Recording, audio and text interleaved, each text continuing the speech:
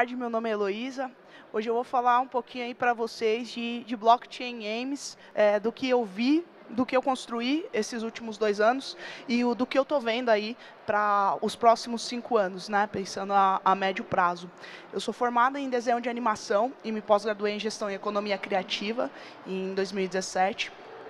E em 2017, saindo um pouco da área corporativa, da qual eu vinha construindo carreira, eu fui para a área de tecnologia. Eu fui ser UX designer dentro de uma fintech. E eu não entendia nada de blockchain, não fazia noção do que estava acontecendo ali, né? Como eu tinha uma proximidade muito grande com os desenvolvedores naquela época, eles começaram a me apresentar um pouquinho mais do que era Bitcoin, do que era blockchain, né? E só para eu saber aqui, vocês todos conhecem blockchain games? Estão familiarizados? Não? Legal.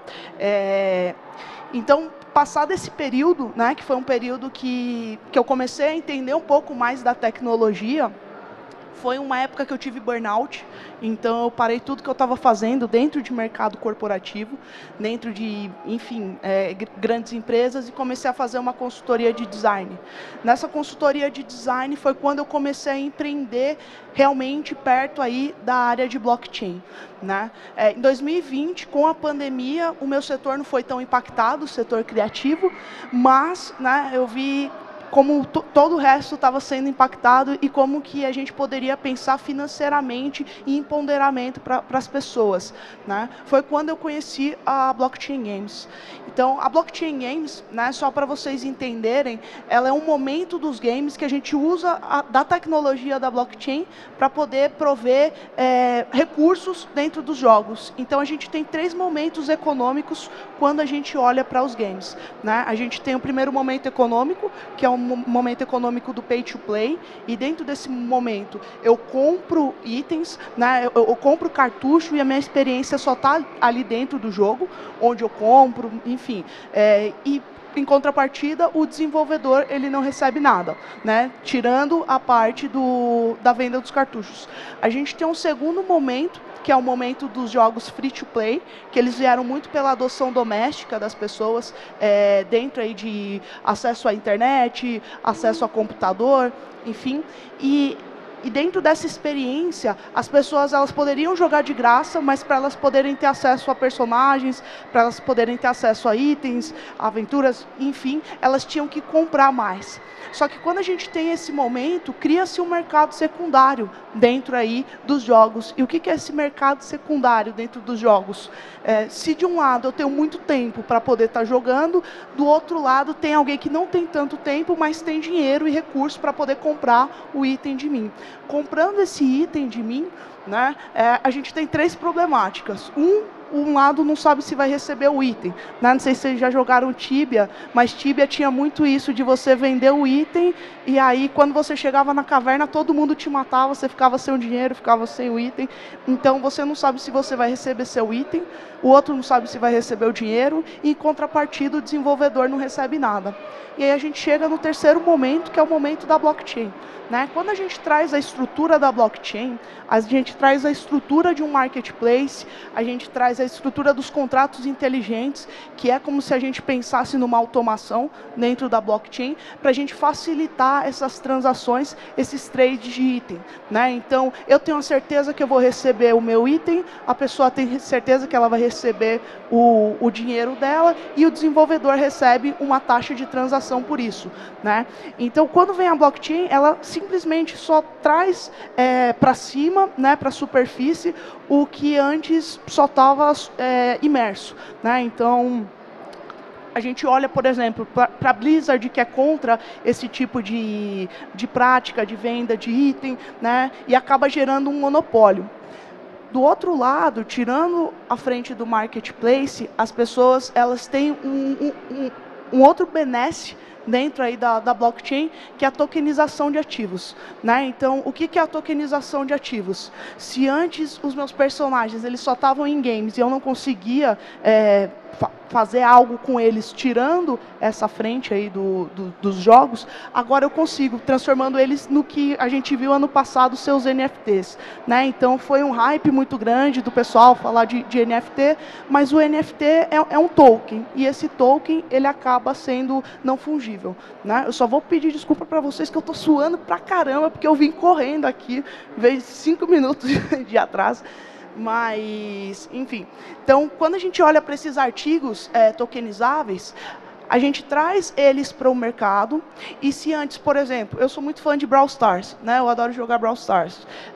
Se antes eu comprava o item, e quando eu cansasse de jogar, esse item ficava ali, agora eu consigo vender para outras pessoas, consigo vender o ouro virtual, não só os personagens, né? Não só para quem joga, mas para quem também especula.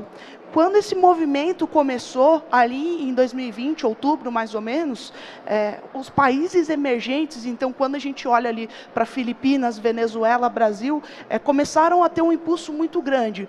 Porque as pessoas elas estavam fazendo cerca de $70 mês, e o salário da Filipinas, por exemplo, era $24 por mês. Então a gente começou a ver um movimento de mudar o PIB da Filipinas, das pessoas que antes eram fazendeiros, agora estavam jogando. Aí quando você olha para o Brasil, as pessoas que só eram motoristas de Uber começam a jogar também. 75% dos brasileiros já jogam, né? Já se consideram jogadores, já se consideram players. E aí quando eu falo jogadores, não estou falando só do pessoal que joga Dota, League of Legends, estou falando de todo mundo que tem alguma experiência com jogos, que seja Candy Crush, se considera como jogador.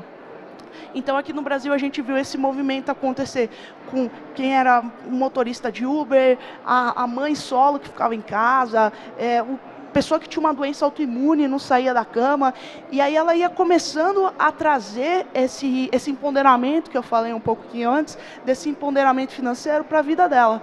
Por que ela trazia esse movimento financeiro para a vida dela? Porque ela começava a entender um pouco mais de tecnologia. Então, os games eram só a porta de entrada para todo o outro universo que cercava ali. Aí elas viravam gestores de comunidade, começavam a estudar desenvolvimento, começavam a fazer streaming, enfim. Em 2021, a gente já teve um segundo movimento, né? Então, a gente começa em 2020 com esse movimento de transformação social, e em 2021 a gente começa na massificação disso. Então, a gente teve um problema de mercado, que é até o plot da palestra, se os blockchain games vão sobreviver ou não. Qual que foi o nosso problema de mercado? A gente tinha muita gente entendendo de blockchain, fazendo jogo, mas que não necessariamente entendesse de jogo.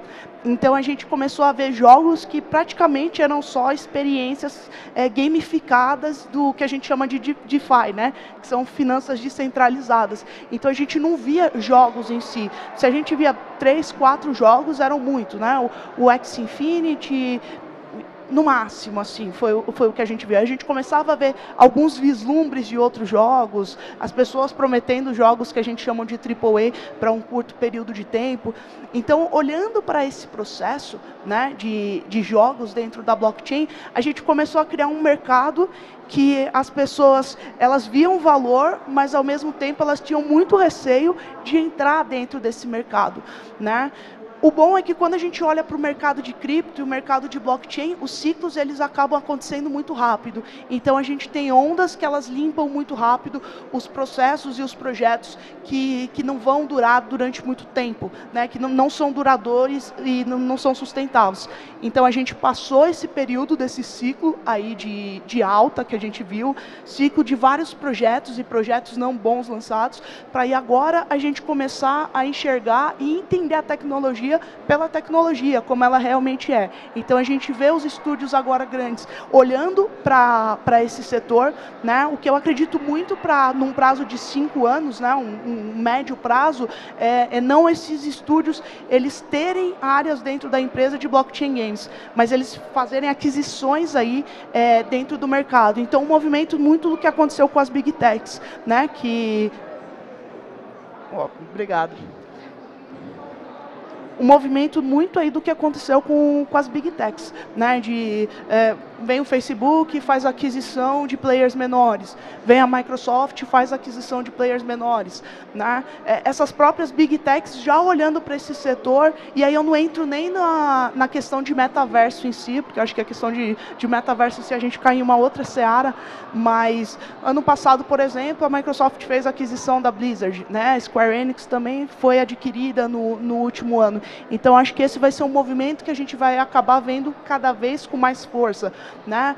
Os próprios desenvolvedores de jogos, enfim, pegando franquias e transformando essas franquias também em estruturas blockchainizáveis, assim, se eu posso chamar, né? Como é o caso do GTA, que tem um servidor aí do RP, que o pessoal coloca dentro de DAOs, enfim, Rust, são alguns exemplos do que a gente vê que o mercado ele já começa a entender que a blockchain vai ser um movimento que vai acontecer e vai acontecer com mais força. Né? O que eu acho importante da gente olhar é que não é uma figura de eles contra nós. Né? Eu acho que vai ter pessoas que vão usar a estrutura da blockchain, vai ter pessoas que não vão usar a estrutura da blockchain. Como tem pessoas que desenvolvem Unity, pessoas que desenvolvem Unreal, pessoas que gostam de desenvolver em mobile para pessoas que gostam de desenvolver para desktop. Então, eu acho que é muito esse movimento que vai acontecer no que a gente pode olhar aí para os próximos anos. Né? Eu queria fazer essa introdução, mas eu queria mudar um pouco o formato aqui para a gente ir batendo papo. Então, se vocês tiverem dúvidas, eu acho que a gente pode ir trocando uma ideia. Né? Dúvidas ou contrapontos, eu acho que é importante também.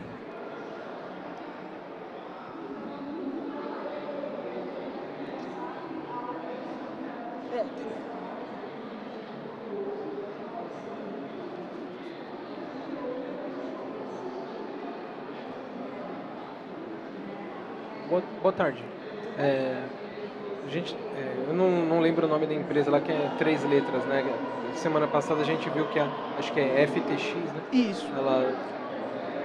Ela estava com problema lá da parte contábil, que eles estavam fraudando. Então, assim, eu queria te perguntar o que você acha mais perigoso? A fragilidade da blockchain quando você vai fazer um contrato, né? O contrato tem que ser fechado para não ser hackeado, ou essa parte contábil que é onde as empresas vão fazer o dinheiro delas e depois escamar todo mundo?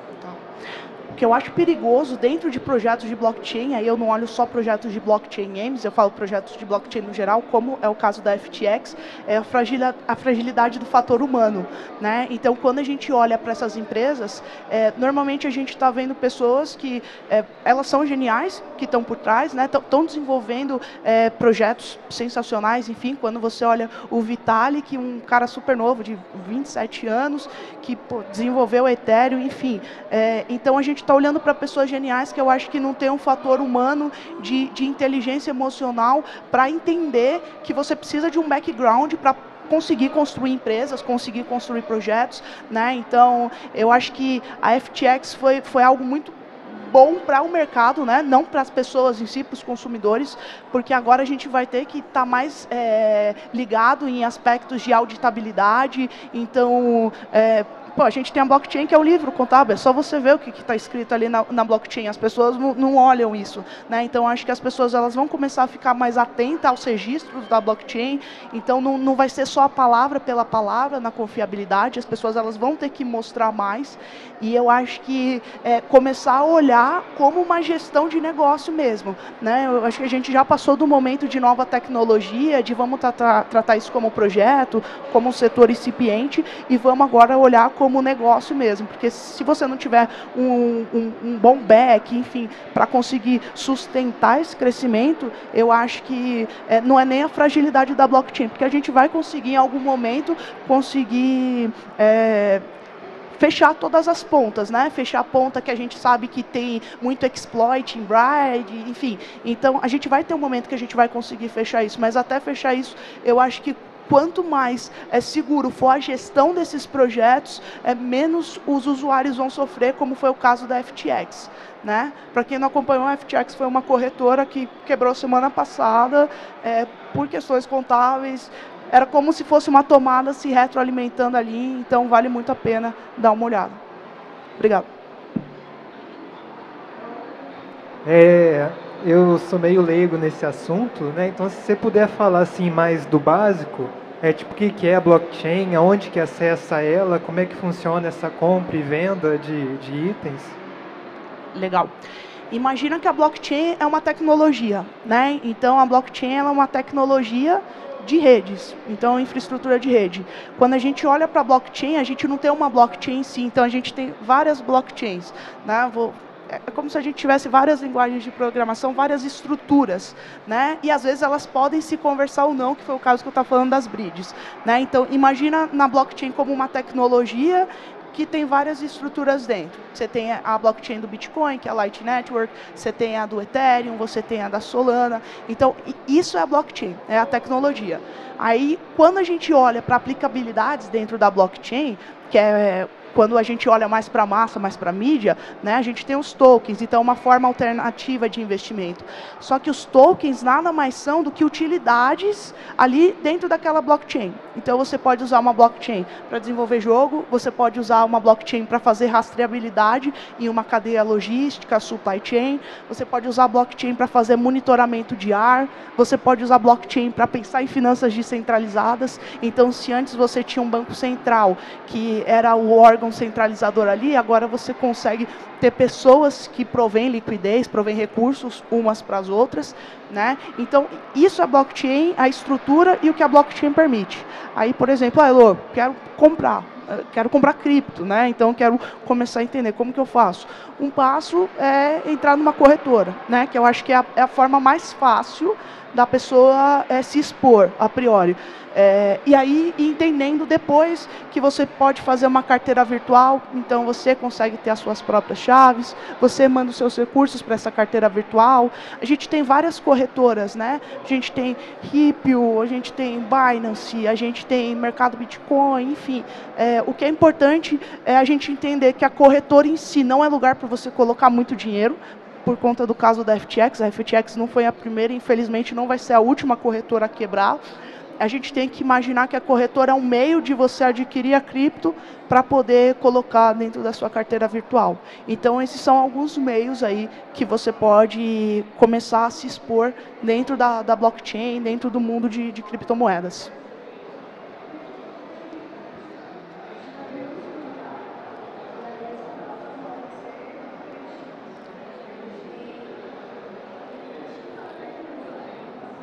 Oi, Elô, tudo bem? Tudo bom, Vicky? Então, eu acho que pegando um pouquinho da pergunta sobre a FTX, né, eu acho que é importante esclarecer, e aí até me corrigir se eu entendi errado também, que eu sou nova nesse mundo, que não é uma questão, um problema de blockchain aqui. Aqui foi muito mais uma questão de administração da própria corretora, que tinha mais de 100, é um grupo, né, com várias empresas relacionadas e que uma empresa super dependia da outra e que tinha praticamente a mesma quantidade de passivo e ativo. Então, não sei, tem até alguns podcasts, bastante gente já está falando isso, trazendo, explicando um pouquinho melhor o que aconteceu e como que você pode se prevenir a possíveis novos problemas desses, né, que a galera sai desesperado sacando tudo que tem lá, tal. E inclusive o podcast da Ive de hoje, né, também fala disso. E até pegando o gancho também da sua pergunta de blockchain, traduzindo ao pé da letra, né, blockchain, né, então a gente fala que é cadeia em bloco. Por que isso? Porque cada nova informação transacionada, registrada, é um novo bloco de informação. Então, acaba sendo vários blocos de informação em cadeia. É como se fosse o livro contábil que você falou agora há pouco, né? Então, só complementando um pouquinho. É exatamente isso, né? Blockchain vem nesse nome. Então, todas as transações elas são fechadas em blocos, e aí depende da blockchain, né? Elas são fechadas em blocos de período em período, e esse bloco ele é linkado no bloco anterior. Então, por isso que a gente fala que ela é incorruptível, porque para você corromper um bloco, você teria que ir lá no primeiro bloco e corromper ele e vir corrompendo aí bloco por bloco, né? E aí, muito nesse caso da FTX é isso. Eu acho que o ser humano é muito passível a falha, né? Então, o fator humano é algo que é extremamente complexo. E aí, quando a gente olha para a FTX, num geral do que aconteceu era... Eles criaram os tokens, e aí eles falaram que aqueles tokens tinham X valor, e aí eles usavam aqueles tokens para ser a garantia deles pegarem empréstimo, enfim. Então, foi uma bola de neve muito grande, eu acho que super vale a pena, né? O próprio podcast da Eve, que é uma DAO, que é super legal, que eu faço parte, explica bem isso hoje. Então, cara, é o que eu falo, a blockchain tem tipo, muita possibilidade, muita oportunidade. Eu acho que o que é bacana é a gente entendendo cada vez mais e explorando de pouco em pouco e emergindo, porque eu acredito que é muita transformação, né? Transformou a minha vida e eu acredito que pode transformar a vida de muita gente ainda. Só para complementar também a informação, uma coisa do que seria o conceito também, para ajudar no que é o descentralizado, se você pesquisar generais bizantinos, você vai ver que tem uma história falando sobre eles estavam cercando Viena, então quando que eles iriam atacar. Então você tem essa parte da ideia da descentralização, surge dali, da resposta para esse dilema. E também do mundo real, né? Que você falou de bancos centrais, o cara da Ethereum, ele é a segurança da Ethereum porque é ele que cria, ele que segura, tanto que o Bitcoin não tem, ninguém sabe quem é o Satoshi, então fica o que pode ser se der alguma falha, não tem uma pessoa física lá, né, para dar esse suporte. A gente viu na China que eles tiveram um problema com o número serial da nota, né? Então você tinha duas notas de dinheiro com o mesmo número de série. Então isso chegou a dar um grande problema, porque os chineses têm o costume de guardar o dinheiro em casa, não ter no banco, e a quebra das empreiteiras lá também ocorreu uma corrida aos bancos para as pessoas tirarem o dinheiro de lá. E isso acaba sendo exatamente o que aconteceu, né? A FTX ela criou a Luna, então ficou um negócio tipo, você vai investir 10 aqui e vai ganhar 20%, né, do que você investir, e isso não é um modelo sustentável, né? Então, acho que até que nível essa parte do marketing multinível ainda vai continuar afetando, né? E problemas que nem a gente teve do mundo real, né? Da China, que tem esses exemplos aí da corrida ao banco. Coisa de corrida ao banco não tem só no mundo cripto, né? O que eu acho importante, né, para a gente finalizar, que está acabando o meu tempo, é a gente entender que é uma oportunidade de investimento, mas não é a priori o que a gente tem que pensar quando a gente entra na blockchain, né? Porque senão acontece isso que você falou, que é a eterna corrida do marketing multinível de porcentagem em porcentagem, né? Então eu acho que é estudar a tecnologia pela tecnologia e enfim, e aproveitando as utilidades que ela põe para a gente, seja em finanças descentralizadas, seja em games, seja pensando para meio corporativo, enfim. Então, acho que é um pouco disso. Pessoal, obrigado aí, né? Depois, quem quiser trocar uma ideia, Elo Passos aí, pode procurar, tá bom? Um abraço, gente. Obrigado. Na jornada por uma organização mais acessível.